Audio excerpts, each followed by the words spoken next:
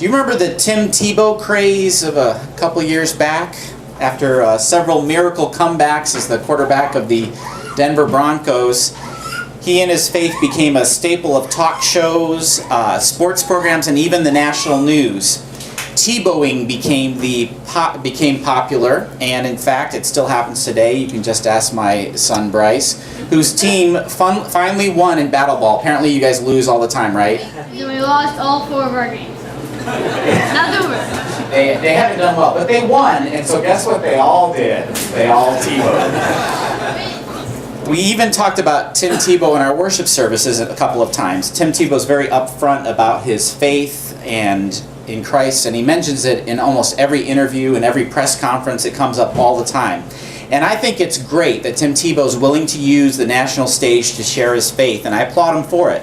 But there is a danger in ever mentioning Tim Tebow's name when it comes to mentioning it in church or anywhere in a Christian gathering. Tim Tebow lives in a celebrity-filled culture where women, power, and glory are all part of everything that goes on. It is a place where Christians stand out because they are so different from the world. So as I talk about Tim Tebow, there's always this nagging worry that one morning I'm going to wake up, turn on the computer, go to CNN.com, and Tim Tebow is going to be the top story. Driving while intoxicated. Tim Tebow has an affair with famous celebrity actress, and even though that shouldn't be the top story in CNN, you know that it will be. Tim Tebow caught swearing in public. That's more likely to be something that would happen. Not so major. You may say, well, Scott, you're just jaded. You don't trust anyone. You don't believe in people. Not everyone fails. Not everyone makes mistakes. Not everyone falls like that. Well, I'm not jaded. I am just practical. There's an old saying that says, when you journey through the vineyards, you'll eventually eat the grapes. Living that jet-set lifestyle is like walking through the vineyards.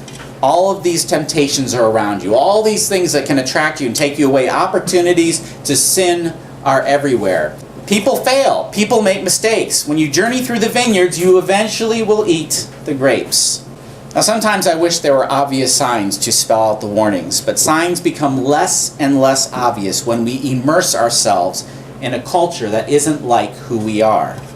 There are so many places that can lead to danger, and I wish there were warning labels for all of them, but they're not there. The only warning labels we have can be found in God's Word. We have every sign and warning we need right there. Heroes fall. Heroes fail. Athletes turn out to be drug users. They break rules. They gamble away their life savings. They are alcoholics. They break marriage vows. It happens, even to Christians. And such is the life of Samson. He walked in the vineyards, both figuratively and literally. And our story today from Samson's life takes us right to a vineyard. Now, I've struggled with the message today. Samson's life is filled with tragedy, but it's also filled with glory. I don't want to give the impression that Samson was necessarily a bad man. He did some very bad things, but he wasn't necessarily a bad man. God said he was destined for greatness. God said that from the outset. This man is destined for greatness. Here's my question for you this morning. If Tim Tebow were to fall, say he was caught driving while intoxicated, does that change all the good that he's done previously? Are all the millions of dollars that he's raised for clinics and healthcare suddenly tarnished because Tim Tebow was involved?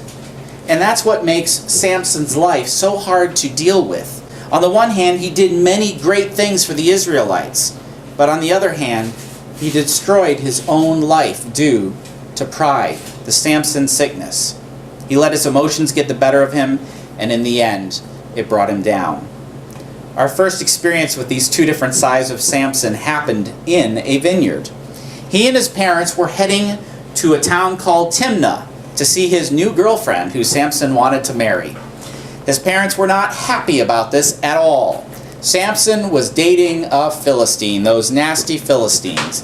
His father and mother replied, "Isn't there an acceptable woman among your relatives, among our people? Must you go to the uncircumcised Philistines to get a wife?" But Samson said to his father, "Get her for me. She's the right one for me." This little trip to Timnah wasn't something the parents wanted to do. They weren't happy about it, but they did what we parents sometimes have to do. They were there to support their son. So they made their arrangements and their plans to go to Timnah, and actually in Timnah the goal was to set up the marriage and what was involved, because in the Old Testament times marriages were a big deal. Didn't happen just one day. Last night I DJ'd a wedding, and weddings are one-day events. You have the wedding, then you have the reception, and had a wonderful time last night. They were a Christian couple. In fact, Toby Mac was played during the reception, which I haven't done in a long time. It was really nice. But it's a one-day event. Not in the Old Testament times. It could be a 1 to 2 week event where the marriage and all the celebration and banquets and bachelor parties and everything happened during that 2-week period. So they were going to Timnah together to make plans for this wedding. Samson went down to Timnah together with his father and mother, and as they approached the vineyards of Timnah, suddenly a young lion came roaring toward him. Now the passage doesn't say this, but the context makes it clear that Samson was not with his parents when the lion attacked. He spent obviously some time away because it later on says what took place. The Spirit of the Lord came powerfully upon him so that he tore the lion apart with his bare hands, as he might have torn a young goat. But he told neither his father nor his mother what he had done. So for an instant here, he wasn't with his mother and father. Why didn't he tell his parents? Because he is a Nazirite. Nazirite vows are very simple. 3 things they are supposed to abide by as a Nazirite. Don't get drunk, don't touch something unclean or dead, and don't cut your hair. And we obviously know what the end result of the cutting of the hair issue is. But God had set him apart, and part of setting him apart was that he was a Nazirite, and he was supposed to follow these 3 vows. So he didn't tell his parents because he touched a dead animal. Now this next verse, I love this verse because it sounds like something a child would say when they first fall in love with one of their schoolmates. Then he went down and talked with the woman, and he liked her. And then he sent her a note, said, check yes or no, do you like me? But to be honest, I look at this and I think this shows the maturity of Samson. There just wasn't a lot of maturity there. He was ruled by emotions. When he fell in love deep and lost all control. So he returns to marry the Philistine woman in Timnah, and what happens? Sometime later, when he went back to marry her, he turned aside to look at the lion's carcass. The lion he had killed is now lying in the field, and in it he saw a swarm of bees and some honey. He scooped out the honey with his hands and ate as he went along. When he rejoined his parents, he gave them some, and they too ate it. But he did not tell them that he had taken the honey from the lion's carcass. We're reminded again of his Nazirite vow. Do not touch something that is dead. So he breaks his Nazirite vow again, but this time he pulls his parents into it, without them even knowing. But what happened becomes very important with what happens next. The wedding is about to take place, and he's hanging out with the guys. It's sort of like the Old Testament version of a bachelor party. There are 30 Philistines who've actually chosen to spend time with him. They're joking around, they're probably gambling and challenging each other, and that's when Samson decides to make a bet. Let me tell you a riddle, Samson said to them. If you can give me the answer within 7 days of the feast, I will give you 30 linen garments and 30 sets of clothes. If you can't tell me the answer, you must give me 30 linen garments and 30 sets of clothes. So basically, if they figure out the riddle, then Samson has to provide them with the clothes. If they figure out the riddle, or if it's the other way around, then he must provide it for them. So either way, he replied, and this is the little poem, out of the eater, something to eat. Out of the strong, something sweet. Now we all know, looking at that, what this is about. This is about what happened when he killed the lion and discovered the bees in the carcass and the honey. For 3 days, they could not give the answer. Here's one of those moments when I see Samson as much more than a man ruled by pride and emotions. The riddle is more than just a story about what happened. Out of the eater, something to eat. Out of the strong, something sweet. It's actually a poem about encouragement in the midst of struggle. His goal was to confuse the Philistines, but it was much more than that. Obviously, the eater is the lion, but understand this lion was a much more powerful opponent. Any human should not have been able to beat the lion. Any human should not have been able to single-handedly kill the lion. But with God's help, he did, because God's power flowed through him. What should have ended in tragedy ended in triumph. These words could only be created by a survivor who was victorious. He struggled and he won the battle. In reality, this is about giving thanks in the midst of victory. What should have ended tragically literally ended sweetly. Out of the strong, something sweet. Of course, the answer he was looking for was honey. But this poem has much more depth to it than what it appears at first glance. Samson's riddle was more than a way to confuse the Philistines. It was a message of hope in the midst of struggle. And this is the problem that I have with Samson. This is the problem that everyone has with Samson. He had such great insight, and it was obvious why God chose him for greatness, and yet he threw it all away. And this would be repeated throughout his life. He gave into emotion again and again and again. Well, the Philistine men wanted to win the bet, anything they could do to get over this Israelite. They knew that he was destined for greatness. They knew that he had taken a Nazirite vow no matter how he acted.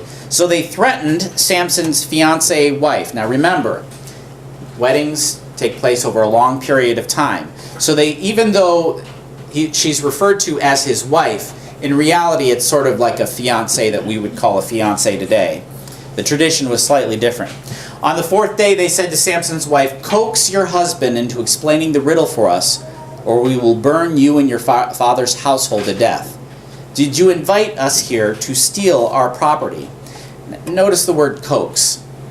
The Hebrew word actually is a whole lot stronger than just, come on, get him to tell you. Somehow get him to tell you. It means use any means possible to get the answer. So she used the one tactic that will break almost any man down. I know it's broken me down many times when my children come to me in tears. Samson's wife threw herself on him sobbing, "You hate me! You really don't love me! You've given my people a riddle, but you haven't told me the answer." "I haven't even explained it to my father or mother," he replied, "so why should I explain it to you?" She cried the whole 7 days of the feast. And on the seventh day, he finally told her, because she continued to press him. She in turn explained the riddle to her people. She cried, and Samson gave in. When Samson found out that the Philistines had solved the riddle in time, his anger burned. He got angry and again let his emotions take control. He took the power God gave him and used it for revenge. Now he traveled a ways away from Timnah and found a group of innocent men, and he killed them all to get their clothes. And when he returned to the Philistines, he used the clothes to pay off the debt. But when he came back to the Philistines, he found out that his wife was no longer his wife. Now remember again, 1 to 2 week period of a wedding, and the father of the bride is saying, okay, I guess Samson's gone for good. So guess what? She became the wife of the best man. So Samson comes back, and he goes into a rage. Samson said to them, "This time I have a right to get even with the Philistines. I will really harm them." So he went out and caught 300 foxes and tied them tail to tail in pairs. He then fastened a torch to every pair of tails, lit the torches, and let the foxes loose in the standing grain of the Philistines. He burned up the shocks and standing grain together with the vineyards and the olive groves. Judges 15 goes on to tell us that Samson killed his former wife and her father. When you journey through the vineyards, you'll eventually eat the grapes. Samson spent a lot of time with the Philistines, and guess what? He ate the grapes. His relationship with the woman in this story where he fell in love. Ooh, I like her. You're going to see this repeated as we continue this message series. Pride made him think he could handle it. Remember, this is the same man who was destined for greatness. This is the same man who used a simple riddle with a wonderful message of encouragement, of victory, to confuse his enemies. But this is also a man who believed so much in himself that he let his emotions take control. And when they took control, they brought him down. The Samson sickness. So we can find encouragement in his words that in the midst of struggle, we can find triumph. He triumphed because God worked through him. God worked through him and gave him the power to kill that lion, but he used that power in inappropriate ways. And the story of Samson is an extreme example of what can happen when we allow emotions to rule. He lets emotion take over, and when that happens, he begins the eventual journey that leads to his downfall. And guess what? In our lives, the same thing can happen, though it doesn't usually involve killing 30 innocent men or lighting foxtails on fire. When we allow our emotions to rule, we end up doing things we seriously regret.